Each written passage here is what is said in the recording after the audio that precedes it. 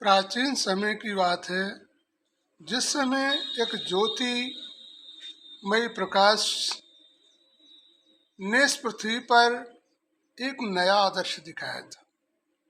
उन्होंने जो है अपने वास्तविक परिचय को इस संसार के मानव को दिया।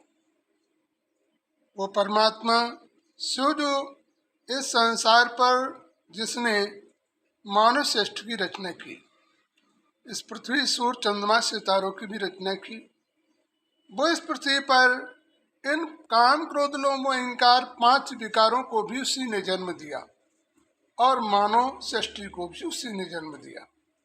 इन 5 विकारों के कारण मनुष्य दुख और अशांति की तरफ जाता है। काम माने गलत कार्यों की तरफ मनुष्य की बुद्धि बढ़ना प्रारंभ कब होता है? जब कामदेव का वार होता है। मोह मनुष्य के अंदर कब उत्पन्न होता है? जब उसको अपने से दूर होने का एहसास होता है या अपने अधिक लगाव पर उसे मोह उत्पन्न होता है। और क्रोध कब आता है? जब उसकी इच्छाएं पूर्ण तरीके से जो है प्रत्यक्ष ना हो, उसकी प्राप्ति ना हो, तब मनुष्य को क्रोध आता है। और लोभ कब आता है? जब उसके किए हुए कर्म के अनुसार से हानि प्राप्त होती है।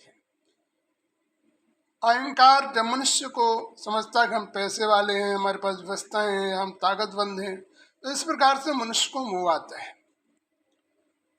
शंकर जी ने भी इस परमात्मा शिव की आराधना में सदा लीन रहे और उन्होंने अपने जीवन में सदा काल उस परमात्मा के ध्यान में लीन रहते थे। जब इस संसार पर पापाचार अत्याचार का बोलबाला होता है, तब इस संसार पर प्रगति प्रकोप महाविनाश ऐसी व्यवस्थाओं को उत्पन्न करना प्रारंभ करते हैं। परमात्मा शिव और शंकर का भेद मानव जीवन को प्राप्त क्यों नहीं होता है?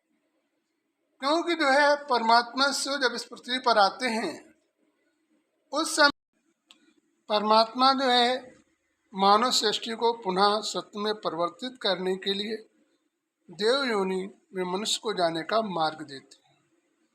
और उसी समय शंकर जी इस संसार में जब अत्याचार समापन नहीं होता है तो विनाश के लिए आते हैं।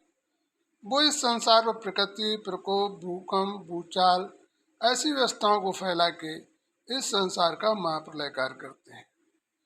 जो भगवान की भक्ति में लीन होते हैं उनकी तो वो सदा मदद करते हैं, और जो भगवान की भक्ति में लीन नहीं होते हैं वो उनका सदा विनाश करते हैं। परमात्मा शिव का ध्यान करने से मनुष्य अपने सारे पाप कर्मों से मुक्ति प्राप्त कर लेता है।